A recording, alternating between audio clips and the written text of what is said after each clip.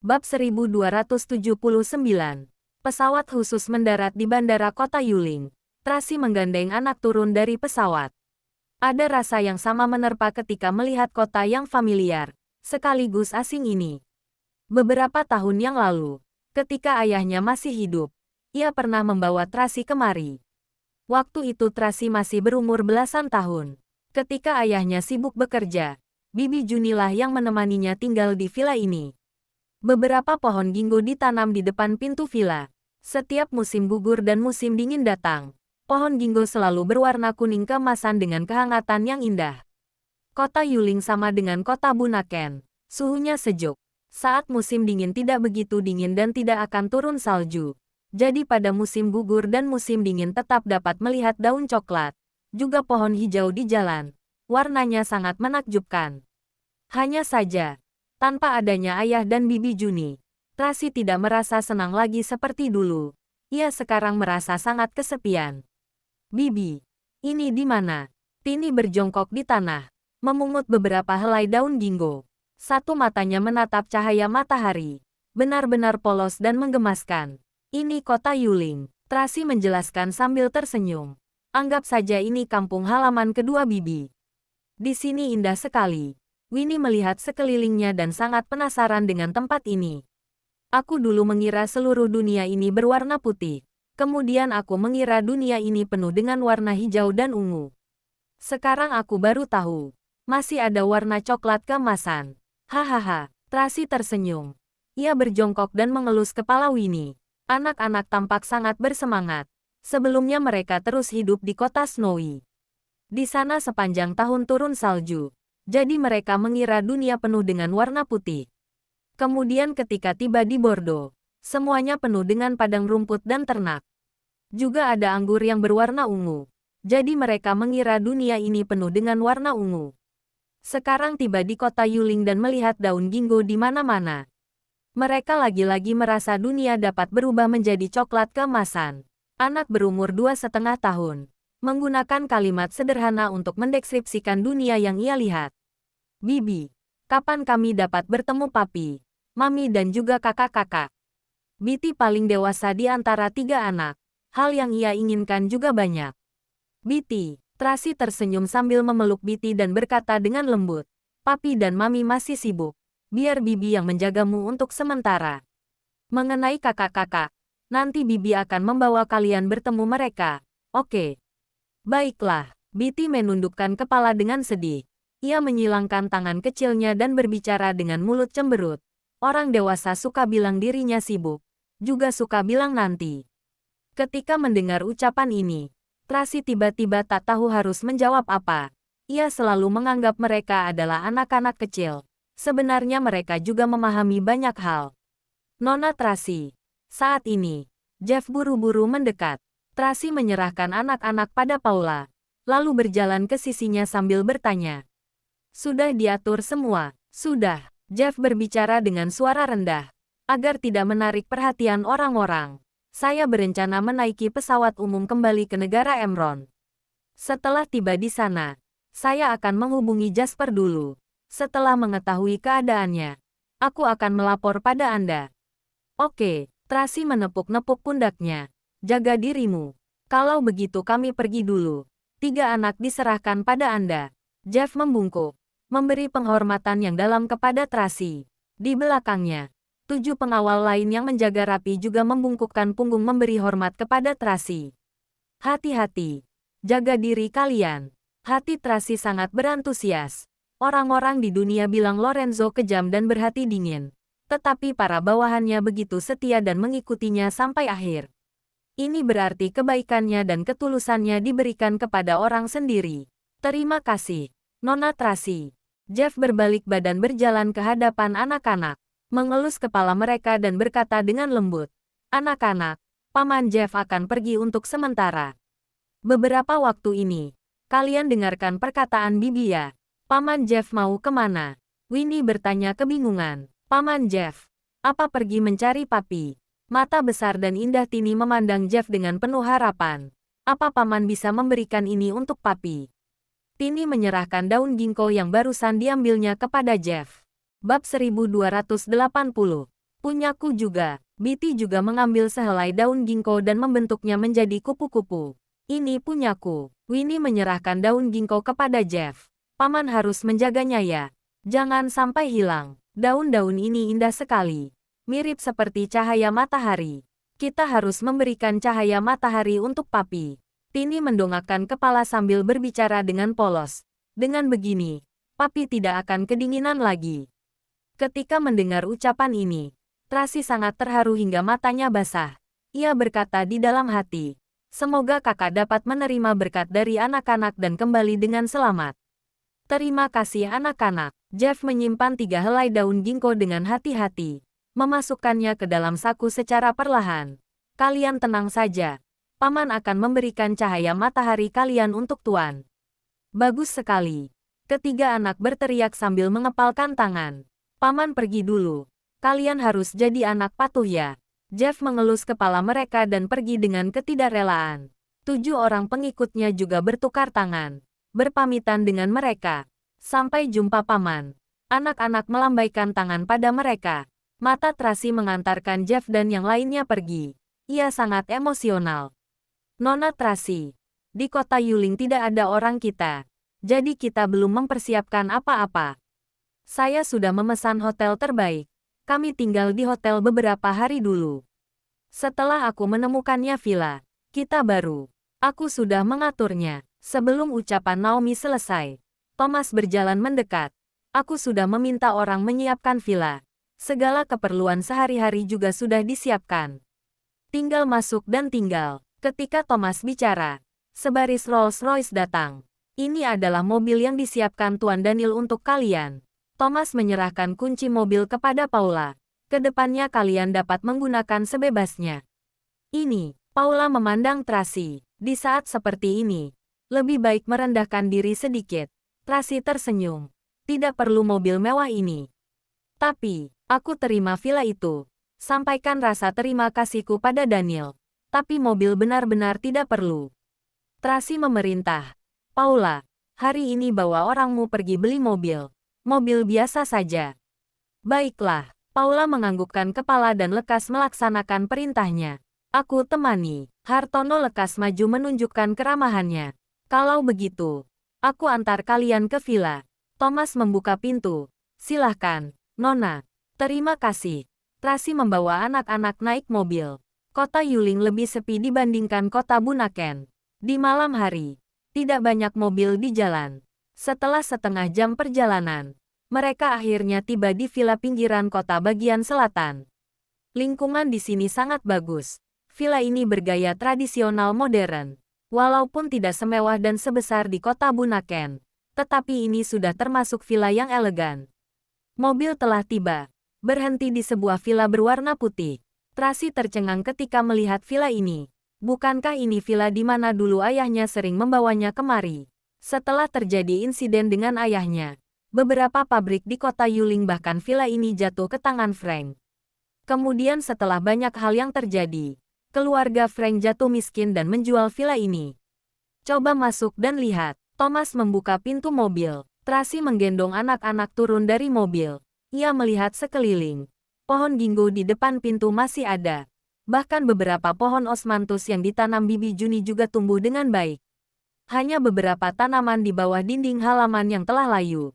Kolam ikan juga kosong. Karena buru-buru memutuskan tinggal di sini, jadi tak sempat membereskan hal-hal ini. Thomas menjelaskan, tidak apa. Pas sekali ada hal yang bisa kukerjakan. Tracy mendorong pintu dan berjalan masuk. Segala dekorasi di dalam villa ini masih sama seperti sebelumnya. Di atas piano, dalam lemari arak ada fotonya bersama dengan ayahnya dan bibi Juni. Waktu itu ia masih berumur belasan tahun. Ini adalah kenangan saat muda. Ketika melihat foto itu, ia seolah kembali ke waktu dulu. Kembali ke memori indah itu, ketika keluarganya masih ada di sampingnya. Hidupnya penuh dengan kehangatan. Tracy mengambil foto itu. Matanya mau tak mau memerah. Bab 1281. Paula telah kembali setelah membeli beberapa mobil. Semuanya adalah mobil 300 juta. Tracy berterima kasih kepada Thomas. Kemudian Thomas dan bawahannya pergi. Naomi meminta para pengawal wanita menyiapkan makan dan kamar tidur anak-anak. Sisa pengawal lainnya mulai membereskan halaman. Perabotan, listrik dan segala keperluan sehari-hari telah disiapkan. Meski masih tampak sederhana dan tak sebesar rumah yang mereka tinggali dulu. Tetapi karena ini ada kenangan indah, maka kehangatan rumah bertambah lagi. Tracy mengganti gaun panjangnya menjadi pakaian santai yang nyaman. Hanya dengan sinaran lampu malam, ia membersihkan kolam ikan mas dan tanaman. Anak-anak sedang bermain kejar-kejaran. Paula sibuk mengurusi urusannya. Naomi dan Cecil menemani Tracy dari samping. Hari itu benar-benar hangat dan menyenangkan. Tengah malam, anak-anak mulai kelelahan. Beberapa pengawal membawa mereka ke lantai atas untuk tidur. Tracy menaruh ikan mas yang baru dibeli oleh Paula di dalam kolam ikan yang baru dibersihkannya. Ketika melihat ikan mas berenang ke sana kemari dengan cepat, ujung bibir pun tersenyum bahagia. Ia juga meminta Paula menambah pencahayaan, lalu mulai membersihkan tanaman di ujung dinding. Besok saja. Ini sudah malam. Anda tidak lelah. Naomi membujuknya dengan perhatian. Toh, aku juga tak bisa tidur. Melakukan sesuatu lebih menenangkan hatiku. Tracy mengusap keringat di keningnya, lalu lanjut merapikan tanaman. Biar aku bantu. Naomi berjongkok ingin membantu. Tidak perlu. Tracy lekas berhenti. Tanaman-tanaman ini jika tidak dirapikan dengan baik akan mati. Aku tidak tega melihat Anda sibuk sendirian. Naomi membantu Tracy mengusap keringat. Ini bukan sibuk. Ini sedang bersantai. Tracy berbicara sambil menyekop tanah. Kamu pergi hubungi Amanda. Coba tanya tabib Hansen ada di mana. Jika ia masih di kota Bunaken, 2 hari ini kita pergi berkunjung. Baik, Naomi lekas menelepon Amanda. Nona Tracy. Paula mendekat dan tak bisa melanjutkan perkataannya. Pengawal di villa ini cukup banyak. Tak masalah tak ada kamu. Tracy tahu apa yang ingin dia bicarakan. Tapi tidak boleh bermalam di luar. Sebelum pukul 1 subuh harus kembali. Baik, terima kasih, Nona Tracy. Paula sangat senang. Hari ini Hartono menemaninya membeli mobil dan belum pergi. Ia terus menunggunya di luar. Paula tidak berani meminta izin. Tetapi Tracy sudah tahu duluan dan menawarkan izin kepadanya duluan. Masih tidak pergi. Tracy mendongakkan kepala. Pergi ganti baju yang cantik. Begini sudah cantik kok, hihi. Paula berlari sambil lompat-lompat. Ia melompat sambil bersenandung. Cie-cie. Naomi keluar dan melihat adegan itu. Ia tak bisa menahan diri untuk menggodanya. Biasanya saat berkelahi, tidak pernah melihatnya lari begitu cepat. Wanita yang jatuh cinta semuanya sama saja. Tracy tersenyum. Ia juga ikut senang ketika melihat Hartono dan Paula begitu menggemaskan. Sungguh iri dengan mereka. Naomi mendesah. Ryan relatif tenang dan pertimbangannya lebih banyak. Makanya ia tidak seinisiatif Hartono. Tapi bukan berarti dia tidak punya perasaan padamu. Tracy dapat melihat rasa kekecewaan Naomi. Aku dapat melihatnya. Ia masih peduli padamu. Tracy menenangkannya sambil tersenyum. Nona jangan menggodaku. Naomi agak merasa malu. Setelah masalah selesai, aku akan membebaskan kalian berdua. Sebenarnya Tracy ada rencana ini.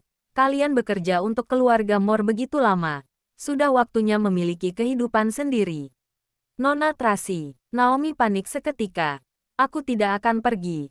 Aku ingin menemani Anda. Sekarang tentu saja aku tidak akan melepaskan kalian pergi. Tracy menatapnya. Kalian berdua adalah tangan kanan dan tangan kiriku. Sekarang jika kalian pergi, hatiku tidak akan tenang. Aku bilang ke depannya. Ke depannya juga tidak akan pergi. Aku akan mengikuti Anda ke Menpun. Mata Naomi merah ketika bicara. Pokoknya aku tidak akan pernah meninggalkan Anda selamanya. Bodoh. Hati Tracy agak tersentuh. Akhir-akhir ini ia sangat merasa kehilangan. Untungannya ada mereka berdua yang selalu menemaninya. Bab 1282. Saat ini, bulan di langit bersinar terang. Malam hari di Bukit Haruna sisi selatan menjadi hening. Daniel menggunakan segala cara sampai akhirnya berhasil menidurkan anak-anak. Ia berdiri dan hendak pergi. Tiba-tiba Carlos duduk dan berkata dengan suara rendah, "Papi, aku ingin bicara denganmu." Daniel takut akan membangunkan Charles. Ia memberi kode tangan mengisyaratkan Carlos untuk mengikutinya keluar. Kedua ayah dan anak itu tiba di ruang kerja. Daniel melepaskan mantelnya dan mengenakannya ke tubuh Carlos.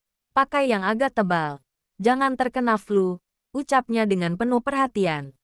Carlos yang berumur 6,5 tahun terlihat agak lucu dalam pakaian besar ayahnya. Mantel yang besar menutupi tubuh kecilnya, hanya menampilkan kepala kecilnya. Carlos dapat merasakan kehangatan yang disalurkan dari pakaian itu. Hatinya menjadi lebih nyaman. Daniel duduk di atas sofa. Ia terbiasa menuangkan alkohol ke gelas untuk dirinya sendiri. Papi, jangan minum alkohol. Carlos lekas menghentikan. Paman Rian bilang, Papi baru sembuh dari penyakit serius. Tidak boleh minum alkohol. Anak itu perlu dihajar. Daniel memakinya. Sekarang kami sepertinya sudah membuat misi baru, yaitu mengawasi Papi agar tidak merokok dan minum alkohol. Carlos mengernyitkan kening. Wajahnya tampak serius. Daniel tak berdaya. Ya sudah, tidak minum. Ia adalah ayah yang baik, yang memedulikan perasaan anaknya dan lebih peduli memikirkan mereka daripada dirinya sendiri. Jadi meskipun ia berpura-pura, ia tetap harus mengendalikan dirinya. Beberapa hari ini Papi terus sibuk di luar, tak sempat memerhatikanmu. Daniel mengulurkan tangan ke arah Carlos. Coba Papi lihat, apa kamu mengurus? Carlos mendekat dan memeluk Daniel. Papi, aku kira tidak akan bisa bertemu denganmu lagi, ucapnya dengan suara serak. Dasar bodoh. Daniel mengelus rambut Carlos. Hatinya sangat tersentuh.